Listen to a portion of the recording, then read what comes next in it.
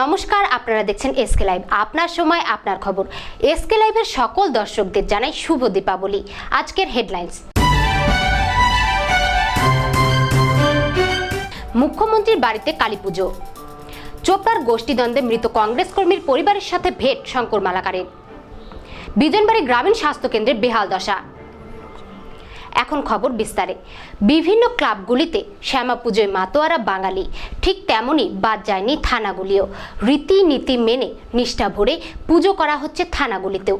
প্রত্যেকটি মন্দিরে এবং মণ্ডপে দেখা যাচ্ছে দর্শনার্থীদের উপচে পড়া ভিড়। দেখে নিন সেই ছবি।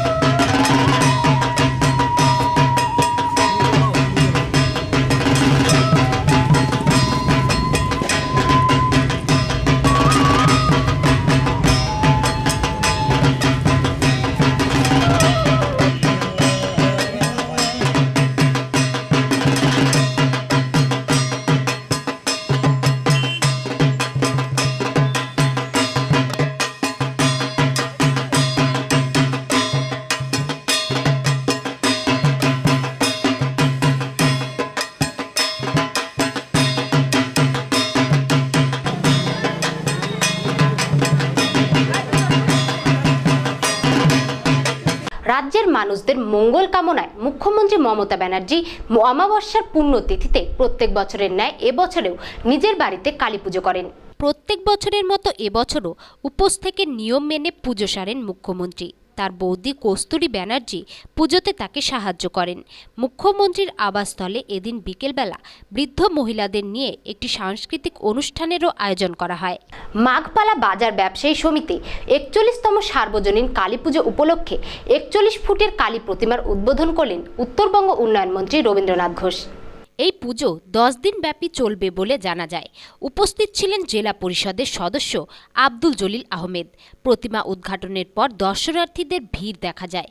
এদিন মন্ত্রী রবীন্দ্রনাথ ঘোষ কালীপুজো উপলক্ষে রাজ্যবাসীকে শুভেচ্ছা জানিয়ে বলেন, মা কালী সবার উপরে কৃপা রাখুক, সবার জীবনে আনন্দ সঞ্চার হোক। তিনি মায়ের আরাধনায় তৎপর রাজ্যবাসীদের মঙ্গল কামনা করেন। পাশাপাশি কালীপুজো ও দীপাবলিতে শব্দবাজি পোড়ানো থেকে বিরত থাকারও আবেদন জানান। অন্যদিকে এদিন তুফানগঞ্জ আপ টু ডেট ক্লাবের কালীপুজোরও প্রদীপ জ্বালিয়ে উদ্বোধন করেন মন্ত্রী। চতুর্দশী তিথিতে আলিপুরদুয়ার জংশনে সবুজ সংঘের পুজো মণ্ডপে অনুষ্ঠিত হলো মহাকালী পূজা। এই পুজোর বিশেষ বৈশিষ্ট্য হচ্ছে এখানে কালী মায়ের 10 মাথা, 10 হাত এবং 10টি পা। দেবী এই রূপে নিশুম্ভ ও শুম্ভ অসুরকে বধ করেছে। প্রাচীন রীতি অনুযায়ী কালী পুজোর আগে চতুর্দশী তিথিতে দুপুরবেলায় তান্ত্রিক মতে এই পুজো হয়ে থাকে। পুজো আয়োজকদের দাবি, গোটা উত্তরবঙ্গে একমাত্র মালদা এবং আলিপুরদুয়ারেই কালী পুজোর আগে এই মহাকালী পুজো অনুষ্ঠিত হয়। এই পুজোকে কেন্দ্র করে সবুজ সংঘ বিরাট মণ্ডপ তৈরি করেছে। খেজুর গাছের ছাল, পাতা এবং পাটি দিয়ে মণ্ডপ নির্মাণ করা হয়েছে। মহাকালীর পুজো সমাপ্ত হবার পরেই শ্যামা পুজো করেন সবুজ সংঘের সদস্যরা। চতুর্দশীর দিন আমরা প্রতিবারই এই পুজো করে থাকি, মহাকালী পুজো। এই মহাকালী পুজো চতুর্দশীর দিন সকালে হয়। আর এই পুজোটা আমাদের 20 বছর পা দিল। আর আমাদের শ্যামা পুজো 39তম বছরে পা দিল। আচ্ছা, মহাকালী পুজোর বিশেষত্ব কীভাবে হয় এটা ঠাকুরের বিষয়? এটা তান্ত্রিক মতে পুজো হয়, পুরোপুরি তান্ত্রিক মতে পুজো হয় এবং সন্ধ্যের আগে পুজো শেষ করতে হয় এটা। আর তান্ত্রিকরা এসে তান্ত্রিক মতে এই পুজোটা। জানা যায় যে ডুয়ার্স একমাত্র এখানেই এই মহাকালী পুজো হয়। সারা পশ্চিমবঙ্গে মালদা আর আলিপুরদুয়ারে এই পুজো হয়, আর সারা পশ্চিমবঙ্গে কোথাও মহাকালী পুজোর আর হয় না। এই পুজোটা আপনারা কালী পুজোর পাশাপাশি শুরু করলেন কেন? এই পুজোটা আমাদের এক ক্লাবের সিনিয়র মেম্বার ছিলেন, ওনার খুব ইচ্ছে ছিল উনি মালদায় যেতেন। উনি স্বপ্নাদেশ পায়, সেই থেকে আমরা এই পুজো শুরু করি। আর পুজোকে কেন্দ্র করে আর কোনো অনুষ্ঠান আছে? আমাদের বস্ত্র বিতরণ আছে, আমাদের বিভিন্ন রকম প্রতিযোগিতামূলক অনুষ্ঠান থাকে, তারপরে আমাদের নারায়ণ সেবা থাকে, ভোগ বিতরণ থাকে। এগুলো কেন্দ্র করে যতটুকু সামাজিক কাজকর্ম আমরা এই পুজোর মাধ্যমে প্রতিবারই করে থাকি। আলিপুরদুয়ার আশুতোষ ক্লাবের শ্যামা পুজো এবারে ৭০তম বর্ষে পদার্পণ করায় উড়িষ্যা সূর্য মন্দিরের আদলে মণ্ডপ তৈরি করা হয়েছে। রয়েছে চন্দননগরের আলোকসজ্জাও। পুজো কমিটির পক্ষ থেকে এদিন দুস্থদের শীত বস্ত্র প্রদান করা হয়।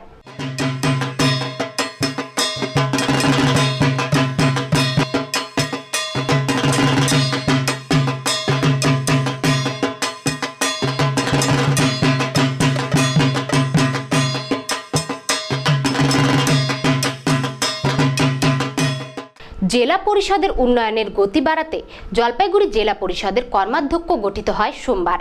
মোট আসন সংখ্যার প্রায় সবকটি আসনেই তৃণমূল কংগ্রেস জয়ী হয়।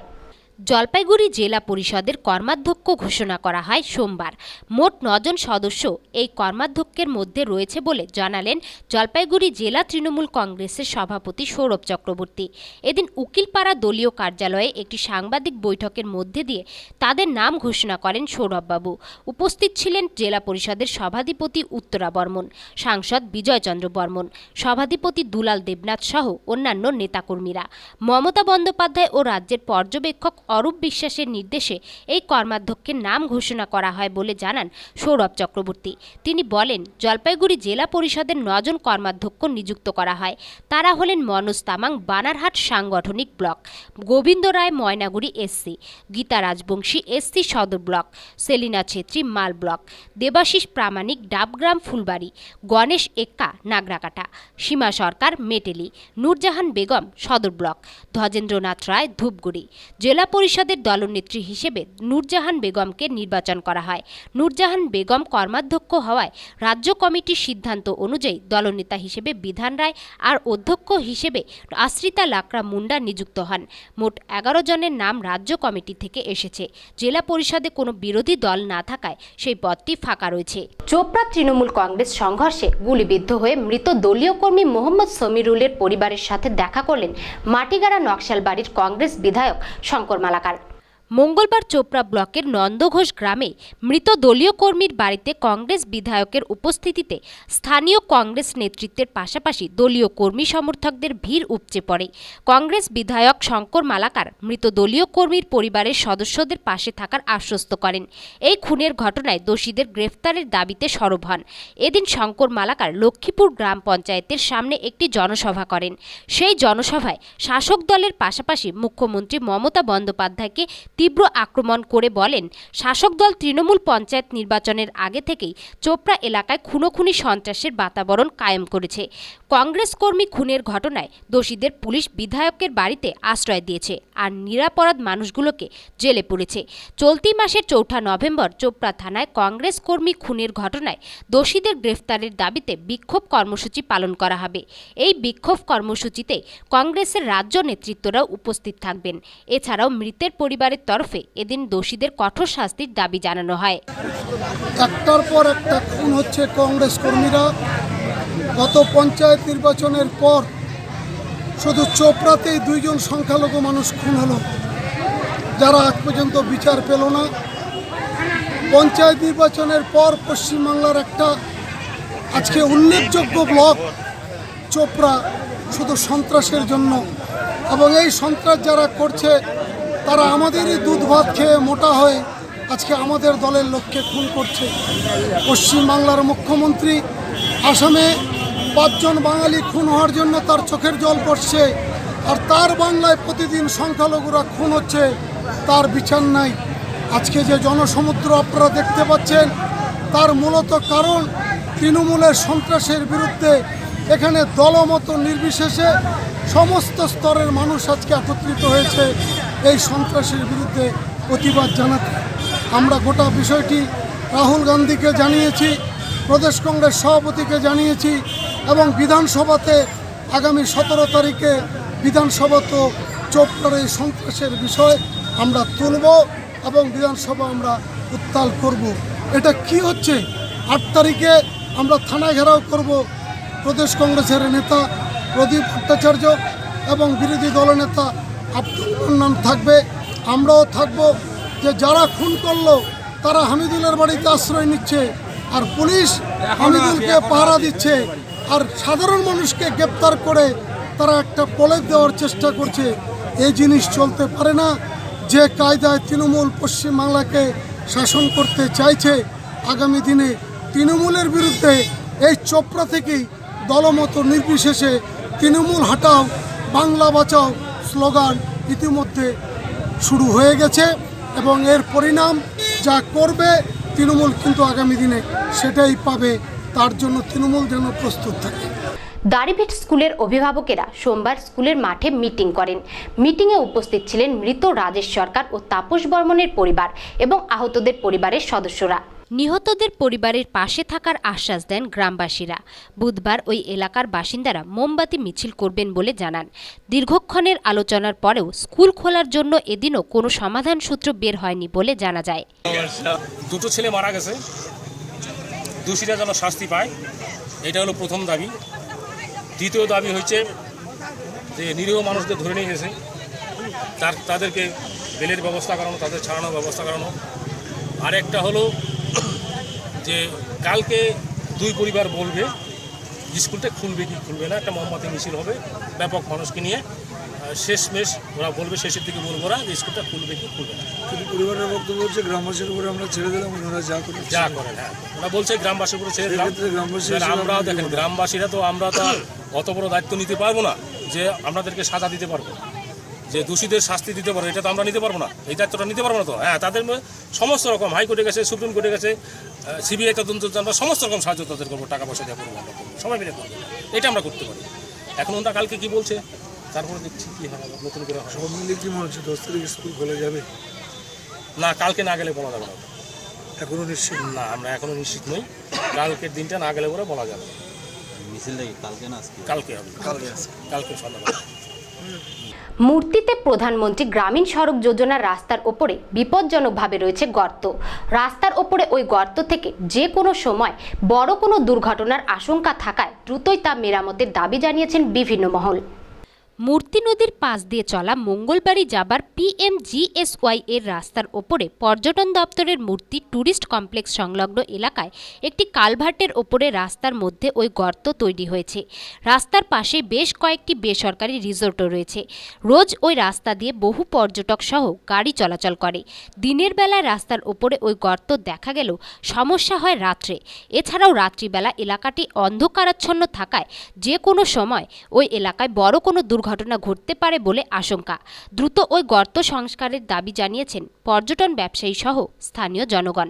এলাকার গ্রাম পঞ্চায়েত প্রধান শেলি বেগম জানান, বিষয়টির খোঁজ নিয়ে প্রয়োজনীয় ব্যবস্থা নেওয়া হবে। এখানে মানে যখন বর্ষা হয় না, তখন নিচে ধসে যায়, তো তখন এটা ডুবে যায় একদম, পাকাটা একদম ডুবে যায়, তো তার জন্য কোনো অসুবিধা হয় 3-4 মাস থেকে এরকমই আছে, রিপেয়ারিং হয় না। এটা এটা কোন জায়গা? এটা আপনার এই যে উত্তর ধুবজরা মূর্তি, এটা মূর্তি নদীর পাশেই তো রাস্তাটা? হ্যাঁ, মূর্তি নদীর পাশেই রাস্তা। এই রাস্তাটা কোথায় গেছে? এদিকে আপনার চলে গেছে চালসা মঙ্গলবাড়ি। আচ্ছা আচ্ছা, টুরিস্ট তো এখানে তো আসে অনেক? হ্যাঁ, টুরিস্ট আসে, অসুবিধা হয়, গর্ত আছে এখানে, গাড়ি তো অনেক আসে। হ্যাঁ, যাতায়াতের একটু প্রবলেম হয়। আচ্ছা, অ্যাক্সিডেন্ট তো হয়ে যেতে পারে এখানে যদি রাত্রেবেলা বিশেষ করে? হ্যাঁ, হয়ে যেতে পারে। বিজনবাড়ি গ্রামীণ স্বাস্থ্য কেন্দ্রের বেহাল দশা। উপযুক্ত চিকিৎসক না থাকার কারণে বিভিন্ন সমস্যার সম্মুখীন হতে হচ্ছে স্বাস্থ্য কেন্দ্রকে। সমস্যা সমাধানের দাবিতে গোজামুমু আধিকারিকেরা স্মারকলিপি প্রদান করেন। দার্জিলিংয়ের বিজনবাড়ি এলাকাস্থিত বিজনবাড়ি গ্রামীণ স্বাস্থ্যকেন্দ্র ওই এলাকার একমাত্র স্বাস্থ্যকেন্দ্র। এখানে বিভিন্ন চা বাগান এলাকার শ্রমিকেরা চিকিৎসা করানোর জন্য আসে। এই স্বাস্থ্যকেন্দ্রে 60টি বেড এবং নিয়মানুসারে এখানে 8 জন চিকিৎসক নিযুক্ত রয়েছেন, কিন্তু একটিও বড় ডাক্তার উপস্থিত নেই, যার কারণে রোগীদের উপযুক্ত চিকিৎসা মিলছে না। এই সমস্যা নিয়ে গোজামুমু আধিকারিকেরা স্বাস্থ্য বিভাগের অ্যাসিস্ট্যান্ট সুপার ডক্টর লিউ সাংয়ের সাথে দেখা করেন এবং একটি স্মারকলিপি প্রদান করে স্বাস্থ্য ব্যবস্থা ঠিক করার দাবি জানান। এখন একটু বিরতি, ফিরে আসছে বিরতির পর। एक कहावत है, जिसका काम उसी को साजे और करे तो डंडा बाजे। तो बेहुनरों से बचिए और हुनरमंद को ही काम दीजिए। Photos and videos are memories for life. Leave it for professionals. For photography and videography, contact Samani Institute of the G-Vision and Productions. Mobile number 9434023813.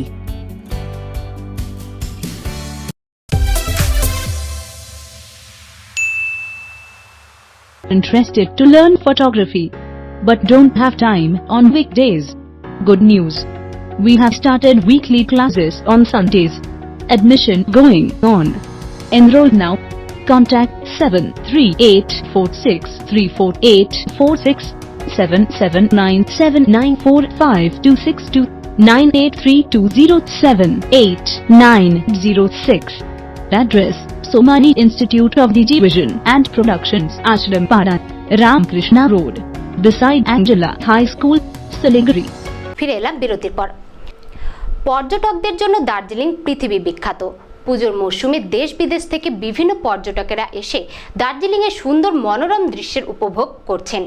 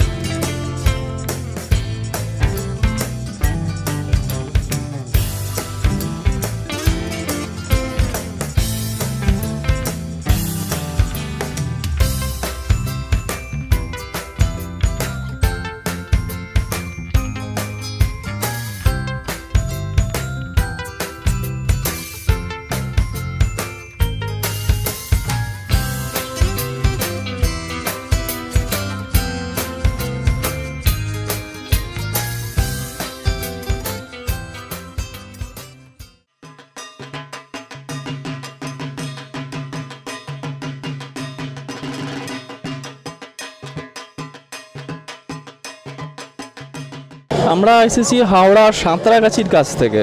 হ্যাঁ, খুব ভালো লাগছে। দার্জিলিংয়ের পুজো দেখলাম, ভোগ খেলাম, এখানে সামনে মহাকাল মন্দির আছে, সেখানে গিয়ে দেখে এলাম। খুব ভালো লাগছে। এখানে নতুন যে লোকেরা প্রসেশন করে বেরিয়েছে সেগুলো দেখলেও খুব ভালো লাগছে। পুরো নতুন সম্পূর্ণ একটা অভিজ্ঞতা হচ্ছে, ভালো লাগছে, সম্পূর্ণ নতুন একদম। কলকাতার পুজো তো প্রতি বছরই দেখি, তাই এবছরে ভাবলাম যে একটু অন্য কোথাও গিয়ে যদি দেখা যায় তাহলে ভালো হয়। আর দার্জিলিং আমি কোনোদিন আসিনি, পুজোতে এসে একবার দেখলাম, ঘোরাও হলো, খুব ভালো লাগলো। আজকে দেখেছি কাঞ্চনজঙ্ঘা টাইগার হিল থেকে, খুব ভালো লাগলো।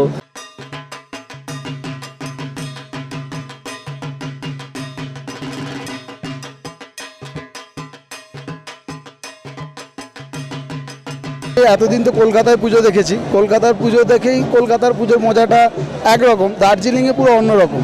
মানে দার্জিলিংয়ের পরিবেশের সঙ্গে এখানকার যে পুজোর ধ্যান ধারণা বা এখানকার সমস্ত পাহাড়ের যে গ্রামগুলো এক জায়গায় এসে সম্মিলিত হয়ে যে ওদের এখানকার একক একটা যে সাংস্কৃতিক অনুষ্ঠান করছে, এটা প্রচণ্ড ভালো লাগছে। দার্জিলিংয়ে এবছর পুজোতে বেড়াতে এসে একটা অন্য রকমের অভিজ্ঞতা হলো, এবং যেটা ওরা এখানে না আসলে সেটা বুঝতে পারবে না, সেটা বলেও বোঝানো যাবে না, ছবি দেখিয়ে বোঝানো যাবে না। আমি কলকাতা সোনারপুর থেকে এসেছি। আমার এটা দার্জিলিংয়ের ফার্স্ট টাইম। আমার এখানে এসে ভীষণ ভালো লাগছে। আর আমার মনে হয় যে কলকাতার যারা পুজো দেখে তাদের কোনো না কোনো একটা বছর এসে দার্জিলিংয়ের পুজো দেখা উচিত। আমি একটাই বার্তা দিতে চাই যে হ্যাঁ, প্রত্যেক বছর তো কলকাতায় ঘুরি, ওই ঠেলা ভিড়ে সারা রাত হেঁটে খাওয়া দাওয়া আনন্দ ফুর্তি সব কিছু তো থাকবে তো কলকাতায়, কিন্তু একটা বছর এই দার্জিলিংয়ে এসে দেখাটা উচিত। আলিপুরদুয়ারে কালী পুজোগুলির মধ্যে অন্যতম পূজা হলো শান্তিদূত কুয়ারপাড়া ইউনিটের কালী পুজো। এবছর তাদের মেঘালয় থেকে আনা বেতের প্যান্ডেল তৈরি করেছে। 40 দিন কঠোর পরিশ্রম করে কামাখ্যাগুড়ির শিল্পীরা ওই বেতের প্যান্ডেলটি তৈরি করেছে। পুজোর বাজেট প্রায় 2.5 লক্ষ টাকা। এছাড়া থাকছে awareness program, safe drive safe life এবং বিভিন্ন সামাজিক অনুষ্ঠানও। দেখে নেব এরকমই আলিপুরদুয়ারের আরও বিশেষ কিছু পুজো।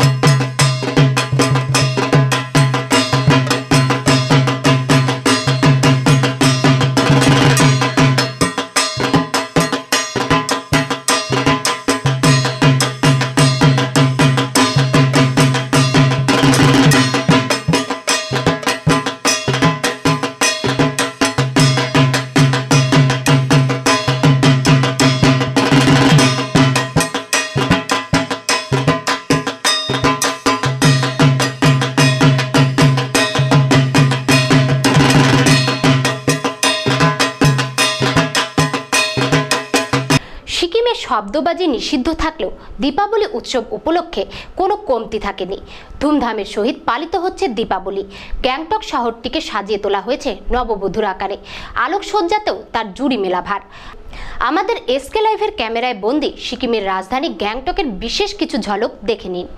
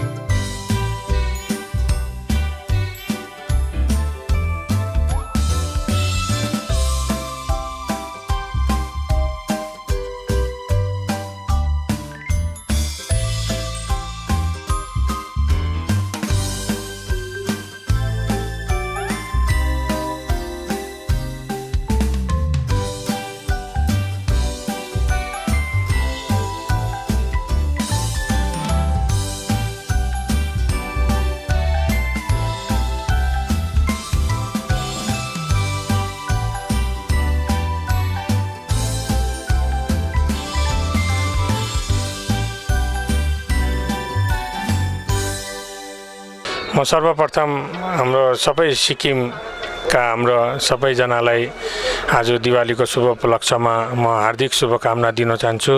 उहाँहरू सबैलाई ह्याप्पी दिवाली र सुस्वास्थ्यको कामना गर्दै आज यस दिवालीको दिन अब यहाँ एसके अडियो भिजनले सानो यहाँ भिडियो रेकर्डिङ मेरो दोकानको अलिक खिच्नु हुँदैछ। म चाहिँ हर सालै एभ्री इयर नै यस्तै पाराले डेकोरेसन गर्छु। मलाई एउटा इच्छा छ जहिले पनि दिवालीमा चाहिँ म एकदम राम्रो पाराले दोकान सजाउँ भन्ने चाहिँ मेरो इच्छा हुन्छ एभ्री इयरै। अन्त मैले त्यही कारणले चाहिँ मैले आज यो दोकानलाई नि फेरि त्यस्तै पाराले जहिले नै लास्ट इयर पनि यस्तै थियो, त्योभन्दा अगाडि नि यस्तै थियो। यो 2003 देखि नै गर्दै आएको। जब मैले दिवाली अब हामीले मनाउँदाखेरि चाहिँ मैले एकदमै राम्रै पाराले डेकोरेसन गरेर नै सजाएको छु। अनि म फेरि एकपल्ट म एसके अडियो भिजनलाई पनि थ्याङ्क यू भन्न चाहन्छु, धन्यवाद दिन चाहन्छु, किन उहाँहरूले आएर मेरो दोकानको यसरी अलिकति एउटा सानो भिडियो क्लिपिङ गरिदिनु भयो। त्यसको लागि म एसके अडियो भिजनको सम्पूर्ण टिमलाई म धन्यवाद दिन चाहन्छु। अनि फेरि एकपल्ट म सबै सिक्किमका सबै हाम्रो महानुभाव सिक्किमका जनता प्रति म हार्दिक शुभकामना दिन्छु, ह्याप्पी दिवाली भन्न चाहन्छु। Thank you. উৎসবের দিনগুলিতে আমরা দেখতে পাই নানান সম্প্রীতির ছোঁয়া। প্রতি বছরের মতো এবছরও কালী পুজো ও দীপাবলি উৎসবে মেতে উঠেছে নানান সম্প্রদায়ের মানুষ। আর এই উৎসবের মাঝে আমরা দেখতে পাই এক আনন্দের ও সম্প্রীতির চিত্র, যা আমরা খুঁজে পেয়েছি জলপাইগুড়ির বিবেকানন্দের হাফিজুল মুহম্মদের বাড়িতে। অমাবস্যা তিথিতে এই অঞ্চলের অধিকাংশ মানুষ সুখ সমৃদ্ধি কামনায় গো পূজা তথা গোমাতার পুজো করে থাকেন। তারপর ভ্রাতৃতৃতীয়াতে ভাইফোঁটা বা ভাইদুজ উদযাপন করেন। জলপাইগুড়ির 10 নম্বর ওয়ার্ডের বাসিন্দা হাফিজুল মুহম্মদের গরু দীর্ঘ 25 বছর বেশি সময় থেকে পূজিত হয়ে আসছে। গরু বদলেছে কিন্তু রীতি বদলায়নি। এলাকায় অবৈধ চোলাই মদের ব্যবসার প্রতিবাদে বুধবার এলাকার মহিলারা মদের দোকানে ভাঙচুর চালায় বলে অভিযোগ। উত্তর দিনাজপুরের রায়গঞ্জ থানার দক্ষিণ গোয়ালপাড়া গ্রামের ঘটনা। ওই গ্রামে অবৈধ চোলাই মদের দোকান থেকে মদ্যপান করে পুরুষেরা বাড়ির মহিলাদের উপর অত্যাচার চালায়। এমনকি বহিরাগতরা মদ্যপান করে বাড়িতে যখন তখন ঢুকে পড়ছে। এই অবৈধ চোলাই মদের দোকান গড়ে ওঠায় এলাকার মানুষ চরম অত্যাচারিত। এলাকার দুই যুবক এর প্রতিবাদ জানাতে গেলে মদের দোকানদার তাদের মারধর করে বলে অভিযোগ। তারই প্রতিবাদে এদিন মহিলারা ঐক্যবদ্ধ হয়ে মদের দোকানে ভাঙচুর চালায়। পুলিশের কাছে অভিযোগ জানিয়েও কোনো সমাধান না হওয়ায় তারা নিজেদের ঘাড়ে গুরু দায়িত্ব তুলে নিয়ে ফের মদের দোকান খোলা হলে ভাঙচুর চালানোর হুমকি দেন। দারু এখানে পাড়ার মধ্যে বিক্রি হচ্ছে, মারামারি হচ্ছে, খুনাখুনি হচ্ছে, বেটা ধরে মাকে মারে, বাপকে মারে, বউকে মারে, খরচা পয়সা চালে দারু ভাটি চলে যায়। দারুর জন্য আমরা অত্যাচার করতেছি, দারুর জন্য। হ্যাঁ, দারু যেন বন্ধ হয়। এখানে দারুবাটি খোলা দেখাতে রাত বেরাত নাই, তখন দুনিয়া বহিরাগতরা এসে এখানে রাত্রি 1টা নাই 1:30টা নাই পাড়ায় গিয়ে অত্যাচার, তার কারো বাড়িতে ঢুকে যাওয়া, এরকম দিনের পর দিন চলতে থাকার পরে তখন তারা এই প্রতিবাদে নামতে গিয়েই তারা এই আসামের তিনসুকিয়াতে 5 বাঙালির হত্যার বিরুদ্ধে বুধবার আমরা বাঙালি নামক সংগঠনের পক্ষ থেকে প্রতিবাদ মিছিল বের হয়ে কোচবিহার শহরের বিভিন্ন জায়গা পরিক্রমা করে। সংগঠনের সদস্যরা জানান, সম্প্রতি আসামে বাঙালিদের উপর চরম আতঙ্ক সৃষ্টি করার জন্য 5 বাঙালি যুবককে চক্রান্ত করে সন্ত্রাসবাদীর দ্বারা হত্যা করা হয়েছে। আসামে এসব করার মূল উদ্দেশ্য হল বাঙালিদের উপর ভয় সৃষ্টি করা, যাতে তারা ভয়ে অন্য রাজ্যে পালিয়ে যায়। আসামে বাঙালিদের সম্পূর্ণভাবে মুছে ফেলার উদ্দেশ্যে তিনসুকিয়ায় 5 জন বাঙালি যুবককে নৃশংসভাবে খুন করা হয়েছে। এইখানেই শেষ নয়, এই খুন লাগাতার চালিয়ে যাবার হুমকি দিয়েছে সন্ত্রাসবাদীরা। আজ আসাম সরকারের সহযোগিতায় এত বড় হত্যাকাণ্ড পরিচালনা করা হচ্ছে, এমনকি ভবিষ্যতে চালিয়ে যাবারও হুমকি দেওয়া হচ্ছে। আমরা বাঙালি সংগঠনের তরফ থেকে এই হত্যাকাণ্ডের নিন্দা করে এর বিরুদ্ধে আন্দোলন চালিয়ে যাবার কথা বলেন। পাশাপাশি আমরা বাঙালির পক্ষ থেকে এই হত্যাকাণ্ডের বিরুদ্ধে আসামে বন্ধ ডাকা হয়েছে। কোচবিহারের বিরুদ্ধে আন্দোলন চালিয়ে যাবে এবং এনআরসি বন্ধ করারও দাবি জানান তারা। অসমের তিনসুকিয়ায় 5 জন বাঙালি যুবককে চক্রান্ত করে বাঙালিদের উপর চরম একটা আতঙ্ক সৃষ্টি করার জন্য, যাতে অসমে বাঙালিরা পালিয়ে যায় অন্য রাজ্যে, অসমে বাঙালিদেরকে সম্পূর্ণভাবে নিধন যজ্ঞে পরিণত করার উদ্দেশ্য নিয়ে 5 জন বাঙালিকে ওই তিনসুকিয়ায় নৃশংসভাবে অসম সরকারের সহযোগিতায় নৃশংসভাবে খুন করা হয়েছে এবং এই খুন লাগাতার চালিয়ে যাবে এই হুমকি দিয়েছে সন্ত্রাসবাদীরা। আজকে অসম সরকারের সহযোগিতায় এত বড় হত্যাকাণ্ড পরিচালনা করা হচ্ছে এবং আরও হত্যাকাণ্ড হতে পারে এই ইঙ্গিত দিয়েছে। তাই আমরা বাঙালি দলের পক্ষ থেকে অসমে আমরা বাঙালি দল আন্দোলন চালিয়ে যাচ্ছে, অসম বন্ধ রেখেছে, আমরা এখানে আন্দোলন চালিয়ে যাচ্ছি। আজ এ পর্যন্ত। পরবর্তী সংবাদ জানতে নজর রাখুন এসকে লাইভে। আপনার সময় আপনার খবর।